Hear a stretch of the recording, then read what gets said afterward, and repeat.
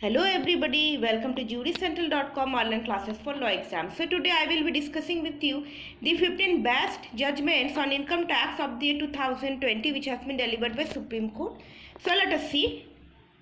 So the first judgment is Skill Lotto Solutions Private Limited versus Union of India. The Supreme Court upheld the validity of imposing goods and services tax on lotteries and gambling. The court granted the petitioner the liberty to challenge notification by which rate of GST for lottery run by the state and lottery organized by the state have been made the same. So in this case, the Supreme Court has upheld the validity of imposition of goods and services tax for lotteries and gambling. Next one is Union of India and others versus Messrs. GS Chhata Rice Mills and another. The Supreme Court rescued importers who were required to pay an elevated customs duty of 200% on import of products from Pakistan due to the centre's unexpected tariff enhancement on imports after the 2019 Pulwama terror attack. So after this terror attack, the centre has increased the tariff duty by 200%, in which the Supreme Court has given a reprieve to the petitioners and directed them to pay the duty on import below the older tariff. Then the next is National Cooperative Development Corporation versus Commissioner of Income Tax Delhi. The Supreme Court has recommended the central government to consider the efficacy of the advanced tax ruling system. So in the next slide we will understand what is advanced tax ruling system and make it more comprehensive as a tool for settlement of disputes rather than battling it through different tiers. Whether private or public sectors are involved, the Apex Court suggested that the Council for Advanced Tax Ruling based on the Swedish model and the New Zealand system may be a possible way forward. So for settlement of dispute, the Supreme Court in this case has encouraged the use of advanced tax ruling system as a better way for settling the dispute. So let us see what does it mean. What is advanced ruling? It is actually advanced ruling means written opinion or authoritative decision by an authority empowered to render it with regard to the tax consequences of a transaction or proposed transaction or an assessment in regard thereto. It has been defined in section 245N clause A of Income Tax Act 1961 as amended from time to time. So advanced ruling is nothing but it is actually an opinion which is given by the authority as to how much the person shall be taxed. Then the next one is Messrs. Bangalore Club versus the Commissioner of Wealth Tax and another. The Supreme Court held that Bangalore Club is not liable to pay wealth tax under the Wealth Tax Act 1957. The three-judge bench of Justice R.F. Nariman, Justice Naveen Sinha and Justice Indira Banerjee noticed that only three types of persons can be assessed for wealth tax under Section 3, that is individuals, Hindu undivided family and companies. As Messrs. Bangalore is not a company or it doesn't fall under the given persons under Section 3. These are reason why this Bangalore Club is not liable to pay wealth tax. Hence, if Section 3 Clause 1 alone were to be looked at, the Bangalore Club, neither being an individual nor a HUF nor a company, cannot possibly be brought into the wealth tax under this provision. Bangalore Club is an association of persons as per the Supreme Court. Is an association of persons and not the creation by a person who is otherwise accessible of one among a large number of associations of persons without defining the shares of the members so as to escape tax liability. For all these reasons, it is clear that Section 21AA of the wealth tax doesn't get attracted to the facts of the present case, the court said. Then the next one is Commissioner of Service Tax Ahmedabad versus Messrs. Adani Gas Limited. The Supreme Court held that gas regulating measuring equipment installed at customer sites is a taxable service. The Supreme Court observed that Section 65 subsection 105 subsection ZZZ of the Finance Act 1994 provides for taxability of supply of tangible goods for use without transferring right of possession and effective control over such goods as a taxable service. So this section 65 subsection 105 clause ZZZ, not triple Z, it is 4 times ZZ, actually deals with taxable service, and the Supreme Court has held that it is not required that there must be transfer of possession It is not required. Even with the transfer of possession, the same can be taxable under taxable service. Next one is the Commissioner of Central Excise, Customs and Service Tax Calicut versus Messrs. Serra Boards and Doors, Kannur, Kerala. The Supreme Court laid down detailed principles to keep in mind while determining the value of the excisable goods. The appeals were disposed of by the Supreme Court, confirming the impugned orders of SESTAS. SESTAS stands for Custom and Excise Services Tax Appellate Tribunal, setting aside the order in original passed by the adjudicating authority and remanding the matter back for re-adjudication. So in this case, the Supreme Court has actually laid down detailed principles as to how to determine the value of any exercisable goods. Next one is Sri Chaudhary Transport Company versus Income Tax Officer. The Supreme Court held that the individuals must deduct TDS on payment to contractors even in the absence of a contract. So in this case, it is held that TDS on payments to contractors are always in the nature of deductible. The division bench of A.M. Khanwilkar and Justice Dinesh Maheshwari, while upholding the orders of Assessment Officer, Commissioner of Income Tax Appellate and the ITAT, that means Income Tax Appellate Tribunal, held that truck operators owners comes under the description of subcontractor. Now this is important. In this case, the court has held that truck operators owners comes under the description of subcontractor for carrying out the whole or part of the work undertaken by the contractor, the appellant, for the purpose of section 194C clause 2 of the Act. If a particular truck was not engaged, there existed no contract, but when any truck got engaged for the purpose of execution of the work undertaken by the appellant and freight charges were payable to its operator owner upon execution of the work, that is transportation of the goods, all the essentials of making a contract existed, and as aforesaid, the truck operator owner become a subcontractor for the purpose of the work in question, the court observed. So in this court, in this case, the court has cleared that it is not required that there has to be a separate agreement. Just the truck is engaged into the service of transportation is enough for deducting the taxes as a contractor. Directing of income tax versus Messrs. Samsung Heavy Industries is the next case. The Supreme Court, while quashing the order of the ITAT, held that the office of the Samsung Heavy Industries at Mumbai, India, which is established merely for the sake of communication, is not covered under the character of permanent establishment under the India-Korea Double Taxation Avoidance Agreement. So under Double Taxation Avoidance Agreement, a permanent established has to be taxed. But the court said that the office of communication doesn't come under the permanent establishment, and hence it is not taxable under this DTA. The three-judge bench of Justice R.F. Nariman, Justice Navin Sinha and Justice B.R. Gawai concluded that no permanent establishment has been set up within the meaning of Article 5+1 of the Double Taxation Avoidance Agreement, as the Mumbai project office cannot be said to be a fixed place. So DTA is applicable only at a office which is situated at a fixed place, but this is not an office. This is the office which is situated only for the sake of establishing communication. Then the next one is we will understand what is Double Taxation Avoidance Agreement. This is very important. The Double Taxation Avoidance Agreement or DTAA is a tax treaty between India and another country so that taxpayers can avoid paying double taxes on their income and from the source country as well as the residence country. So in this, the income which has been earned by the taxpayer in this in the source country has to be taxed only at one place, at one country, not in both the countries. Like suppose if a person, if an outsider earns something in India, so it is only taxable in the hands of the source company, not in the hands of the residence country, sorry, not in the hands of his residence country.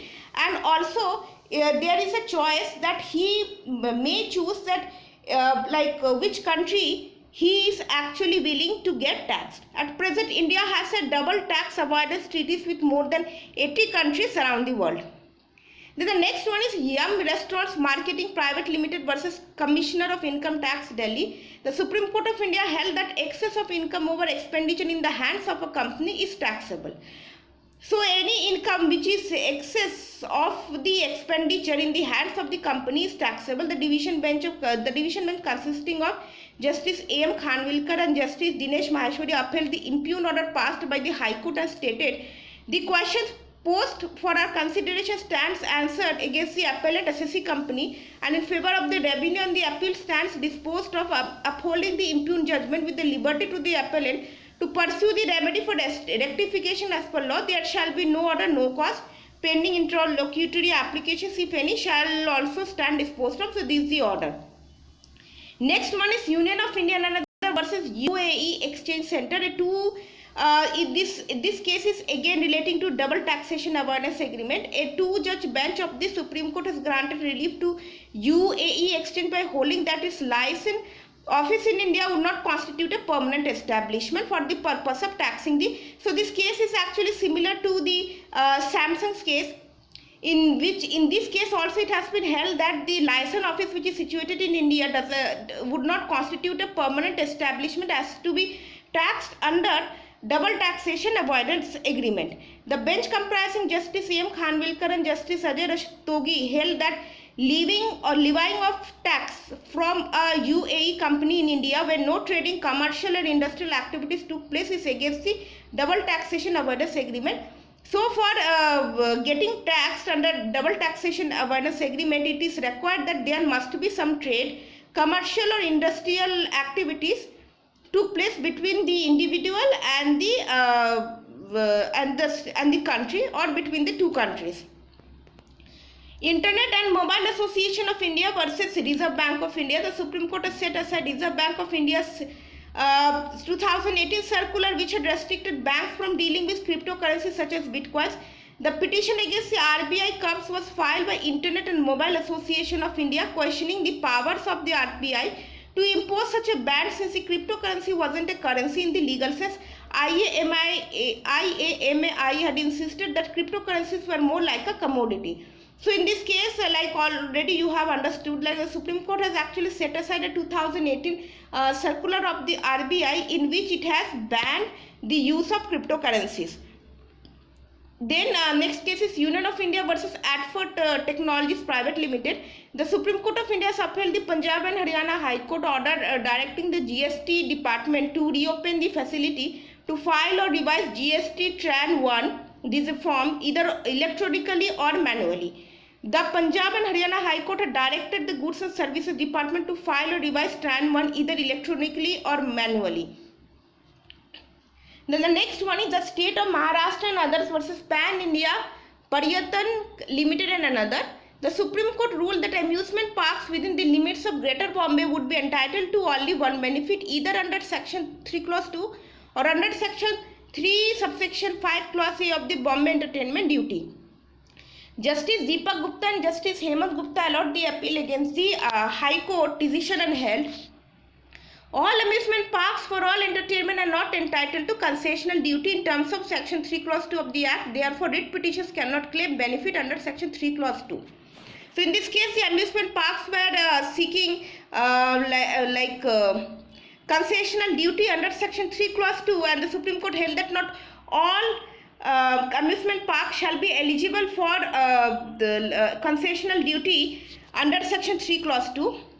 The argument is preposterous as the writ petitioners are first claiming the benefit under Section 3 Clause 2 of the Act and then under Section 3 subsection 5 Clause A of the Act. So the petitioners have actually sought the benefits under both the section.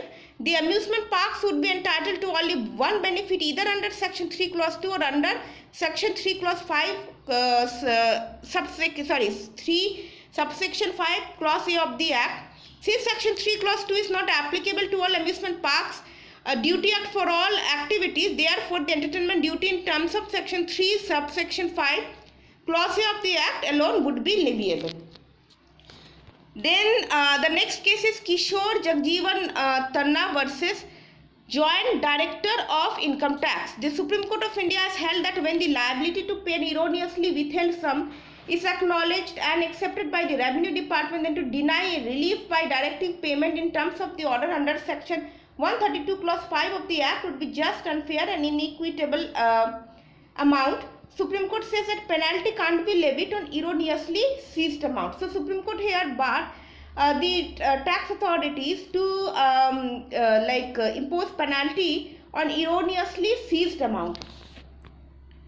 Then the next one is Maruti Suzuki India Limited versus Commissioner of Income Tax, Delhi. The Supreme Court in the case of Maruti Suzuki India Limited versus CIT has held that mode VAT credit loses. We'll see in the next slide what do we mean by mode VAT. Credit doesn't qualify as any sum payable by the assessee by way of tax, duty, cess or fee under Section 43B of the Central Excise Act, and hence the unutilized credit under mode VAT scheme doesn't qualify for a deduction under Section 43B of the Income Tax Act. So in this case, the Supreme Court has said that mode VAT, it is actually a modified kind of VAT, and the Supreme Court has said that it cannot, the credit which is given by the central government cannot qualify as any sum payable by the assessee by way of tax, duty, cess or fee under Section 43B, and this is a reason why it doesn't qualify to qualify for a deduction under Section 43B of Income Tax Act. So in short, the mode VAT credit which has been given by the central government cannot be taken as a deduction under Section 43B of Income Tax Act for calculating the income tax. Then we'll see modified value added tax. What do we mean? Mod VAT, the full form is modified value added tax. Modified value added tax or mode VAT is slightly modified version of the VAT. Manufacturers of the goods who were dependent on the raw material from other manufacturers are given excise credit on all the raw materials to avoid double taxation. Like all of you know, like from manufacture to the production, there are so many stages. So to avoid double taxation, I mean to avoid taxation on each and every stage of the manufacturing process, this mode VAT has been brought by the central government. And let's see, after being in force for around 15 years, mode VAT was replaced by Sen VAT. Now this mode VAT has been replaced by central value added tax. The government used the mode VAT platform to make certain small changes to VAT, restructuring it to Sen VAT. Sen VAT credit rules were framed in the year 2004 to offer clarity on its working and implementation. A number of people still use the terms mode VAT and Sen VAT interchangeably, though mode VAT is no longer in force. So this thing you need to remember, mode VAT is not in force right now and it has been replaced by Sen VAT. Now we'll see other important judgments. So this is Rajpal Singh versus CIT. Commissioner of Income Tax. This is given by Supreme Court. In case of compulsory acquisition of land, capital gain is chargeable to tax in the year of receipt of compensation. So in this case, it has been cleared by the Supreme Court that in case of acquisition of land, the capital gain is chargeable. Capital gain means the amount which you incur while selling any immovable property. So this capital gain is chargeable to tax only in the year of receipt of compensation. Like as soon as you receive the compensation from the government, then it will be subjected to tax and not before that. So this has been the end of the session and I hope you all have liked it. Do not forget to give a like, share and subscribe to the channel. And I have already discussed all the latest important judgments in other areas also. I'll share the playlist in the I button of this video. And also I have created a playlist. I'll share the link with you. So for CLAT PG, all these latest important judgments are very important, as these questions are expected, these recent judgments are expected, and this is the syllabus of your CLAT PG. So with this note, I'm signing off. Have a great day.